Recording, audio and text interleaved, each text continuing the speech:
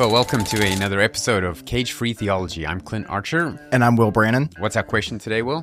Our question for the day is, what are the fantastic beasts in the Bible? Dragons and unicorns, oh my. Let's get into it.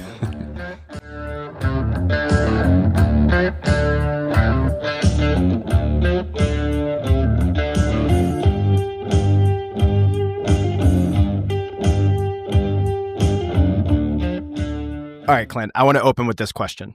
Is there such a thing as a unicorn?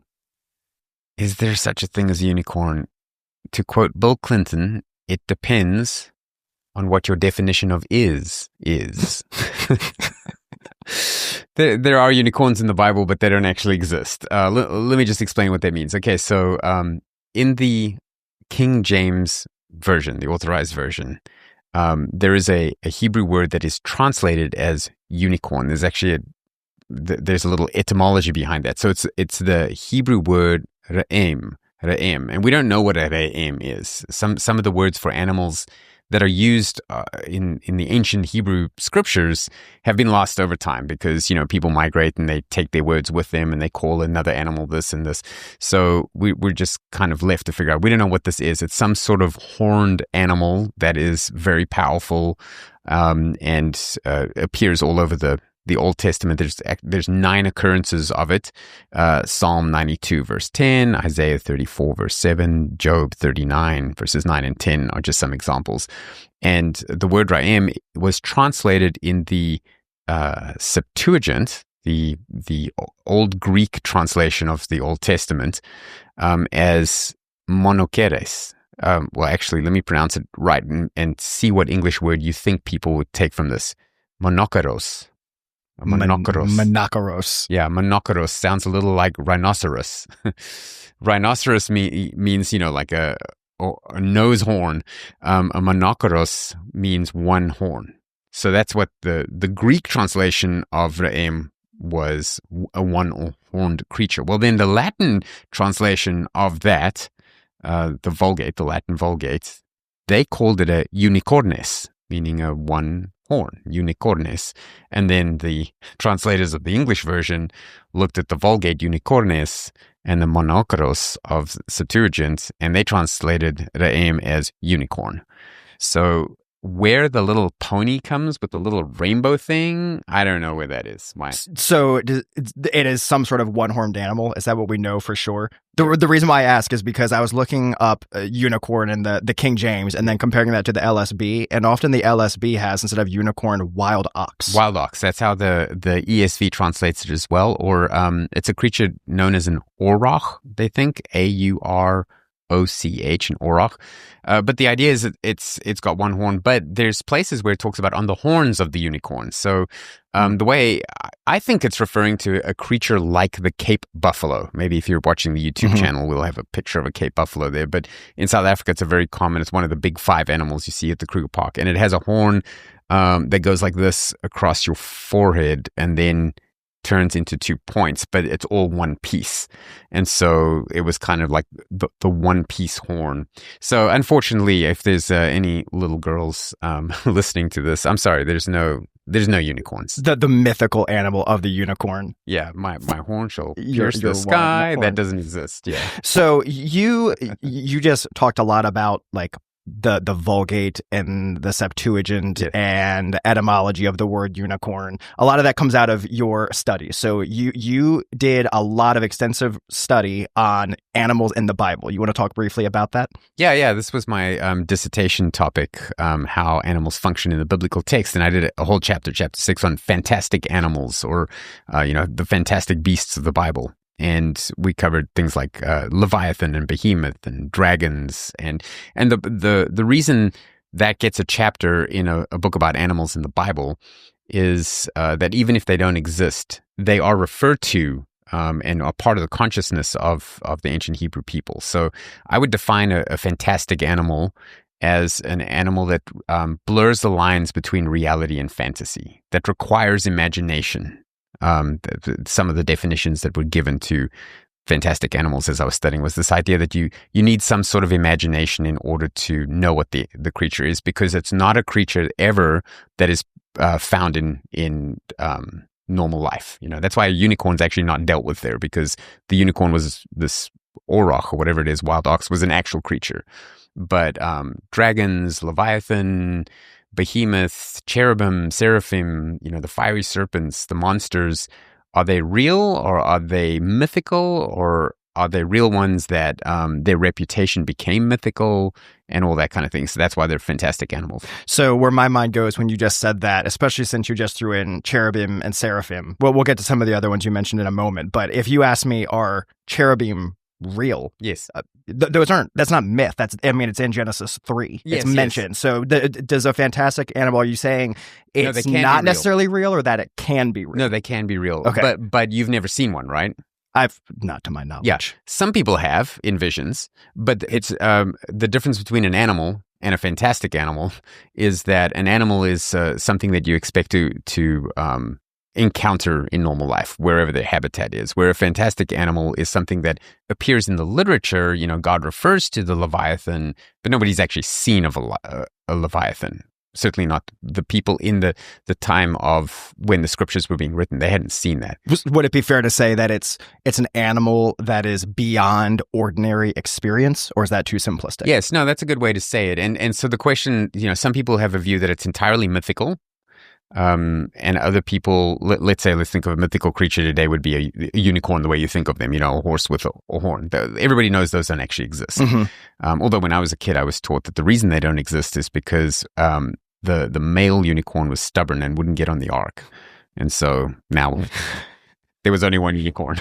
But anyway, I don't know where I don't know where that was going. But anyway, so that's a mythical creature. But a dinosaur, for example, is a creature we all know about. We all talk about dinosaurs. None of us have seen dinosaurs. Sure. Because it's based on a real animal. So in the same way, Leviathan, for example, may well have been an actual real animal that people did know. But by the time the scriptures were being written, they only knew of the animal, but they knew they wouldn't actually encounter one. That's why it's a fantastic animal. So let's talk about some of these specifically. Let's start with, can I start with naming an animal? Yeah, and then you talk about it. Let's start with Behemoth. I want to learn more about Behemoth. So this is Job 40. Mm-hmm. What do you want to say? What is this creature that is called Behemoth? What do we know about this fantastic animal? Well, there's only one occurrence of it, and that's in Job 40, although it's mentioned a few times there. It's basically comes from the general word for beast or cattle. Some have identified it as a crocodile or hippopotamus because its behavior, it's kind of semi-aquatic, lazing near the water, like in verses 21 and 23 of Job 40. But it can't be that because it's described as a herbivore in verse 15. Yeah, so it's grass. Yeah, it's an herbivore, so it can't, it can't be a crocodile. And it has a tail that's likened to a cedar tree in verse 17. So whether, if that's the length, then it's not a hippopotamus. If it's the size of a cedar tree, it's not the hippopotamus. And if it's just the rectitude of it, like the straightness of it, why would you use like the biggest known tree to describe a hippopotamus's straight little tail? Right. You would think you would use twig, right? Not cedar tree. Right. So the idea I like best is probably sauropod. A sauropod is a dinosaur that's long-necked and long-tailed, and it's an herbivore. But that's speculative. There's never been fossils of sauropods found in the Palestinian area. But, something like that, some giant creature that was like a dinosaur.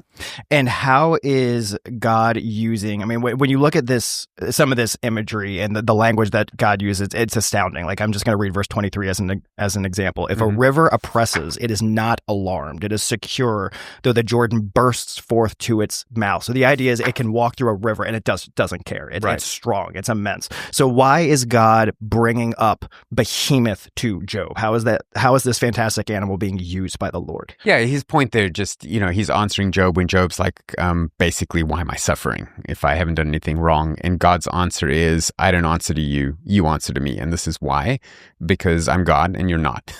And then that whole chapter, that whole section there is God listing things, asking questions where Job's answer would be like, no, you're right. This is above my pay grade. I don't know. Like, do you know where the snow comes from? It's like, no, I don't actually know where that is. And one of the things he throws in there is, would you be able to tame Leviathan and Behemoth?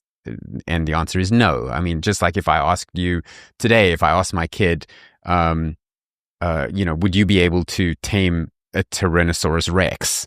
Like, he's never seen one. They don't actually exist, but they did, and there's a knowledge of what they're like, that they're terrifyingly strong and wild, because we've seen Jurassic Park is how we know that. Mm-hmm. I'm being facetious. We don't actually know much about it, but my child would realize what I'm saying. Right. It's an untamable, monstrous kind of creature. And so God's using those animals in that way with Job. And that seems like, to me, a reason to interpret it as an actual animal. Yes. Not just a myth. Because if I'm talking to a group of people and I want them to understand the power of God and an animal that can't be tamed, and I say, don't you know about Godzilla? Right. And his atomic breath and what he does, and they're going to be like, that's not real. That doesn't mean anything. Exactly. Right. So let's go from Job 40 and Behemoth to, you already mentioned it once, Leviathan. How is Leviathan described? What is that? I just want to clarify based on what you just said, in case it was unclear what I said before. I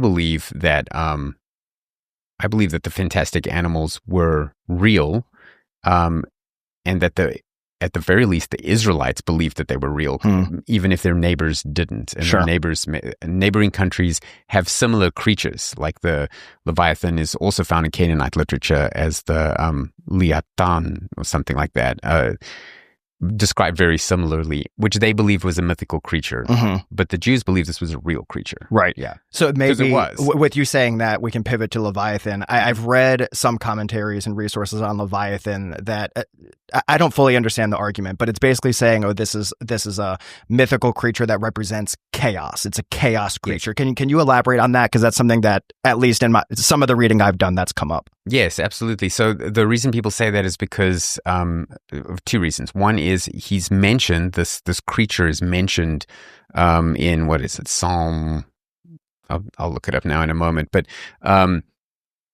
he's mentioned as being there in the primordial time period, like when there was chaos early on in creation, in other creation myths.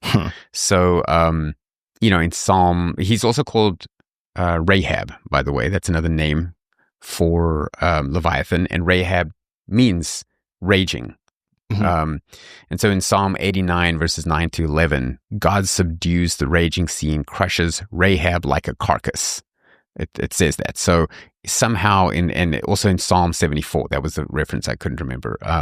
Psalm 74, verses 13 to 14, there was some sort of unspecified primordial struggle with God. And so that's why people talk about it being, he was there in the beginning. Now, what's interesting is that when Leviathan's mentioned, he's mentioned in the beginning and in the end, when there's chaos again in judgment and the sort of apocalyptic type literature.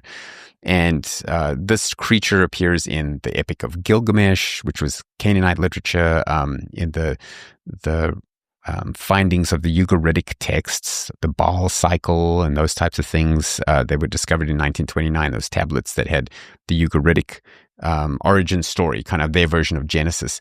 This creature was there too.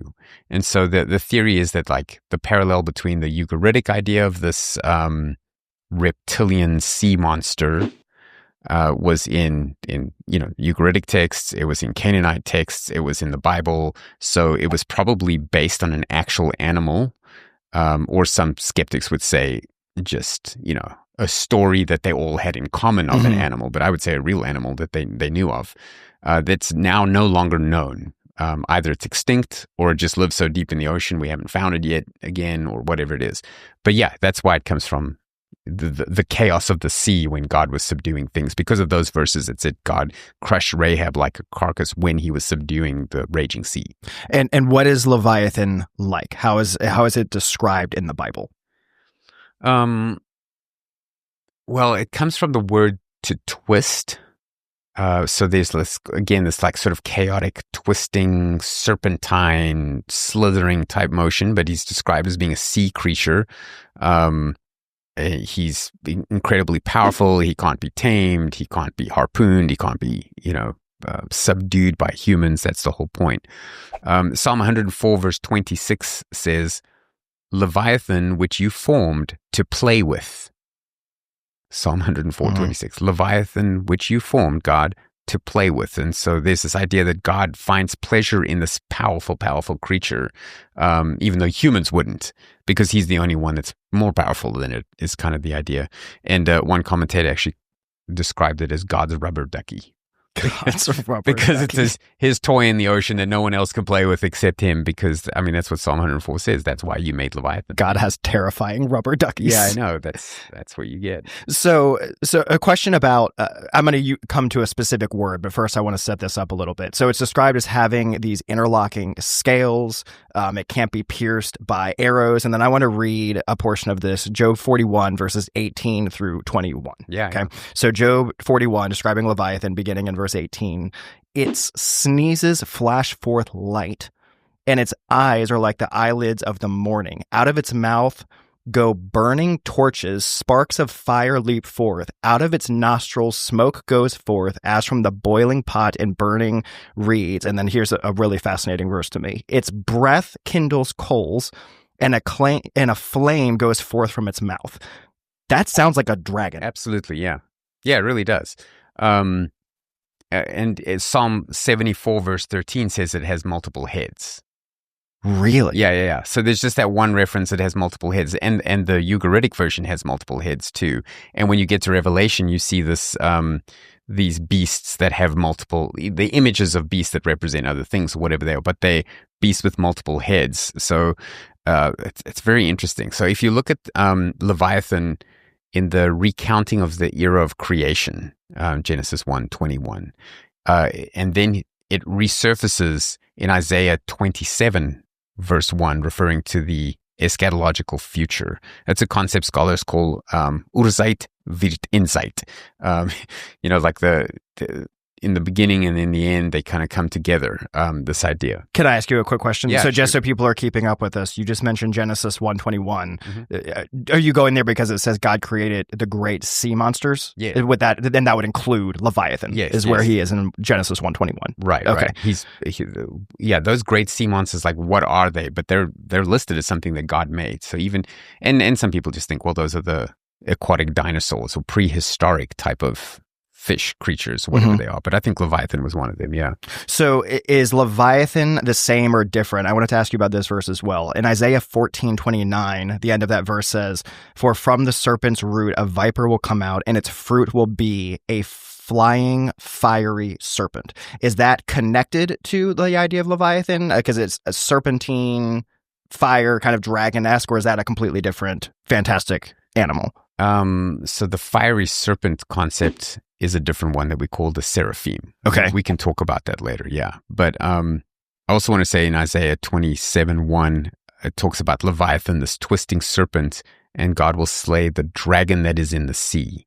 And so that's again where we get this concept, like, maybe, like, why is it that so many cultures have dragons in their mythology? Mm-hmm.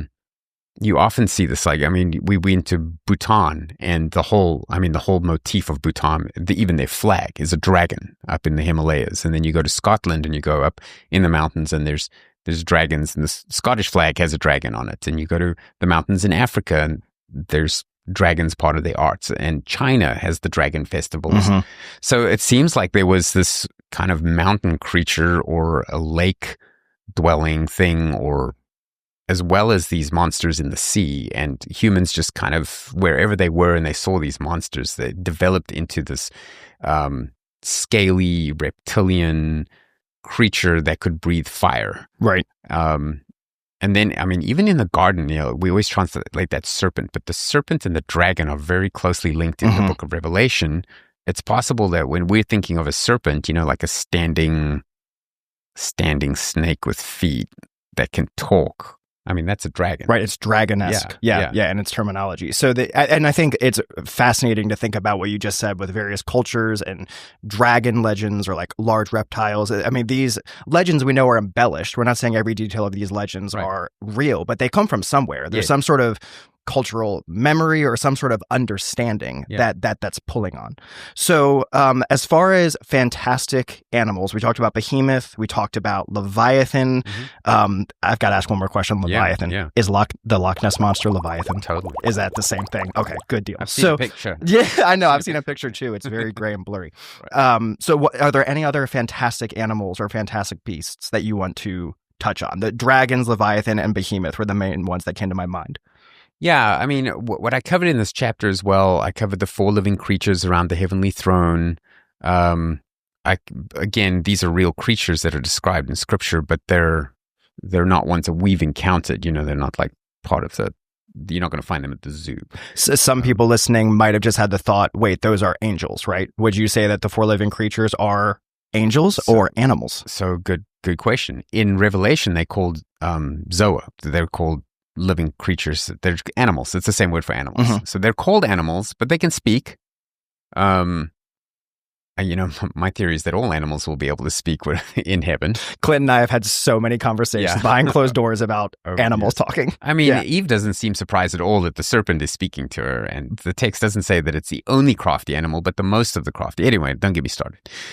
By the way, there's also not only the talking donkey, which the miracle is just that his tongue was loosed so that he could speak. And there's also the screaming eagle in Revelation that preaches the gospel. So there's actually 3 instances of talking animals on earth. And then you've got the talking animals in heaven. And they are sometimes likened to the cherubim. But the cherubim are, in Ezekiel's vision, are described a little bit differently than the animals in heaven, although there are similarities. So there seems to be a whole... So you said that they're similar, but are you saying that they seem to be different creatures? Like similar but still distinct? Yes. I don't think the cherubim are necessarily the same as the 4 living creatures. Okay. I think that there's different, I don't know what to call them, genus. Classifications? Species of them. So let me give you... Let me see. Look here. So in John's description, in Revelation 4, verses 6 to 8, it says, encircling the throne on each side of the throne, there are 4 living creatures. There's 4 animals, full of eyes in front and behind. The first animal like a lion, the second animal like an ox, the third animal with the face of a man, and the 4th animal like an eagle in flight.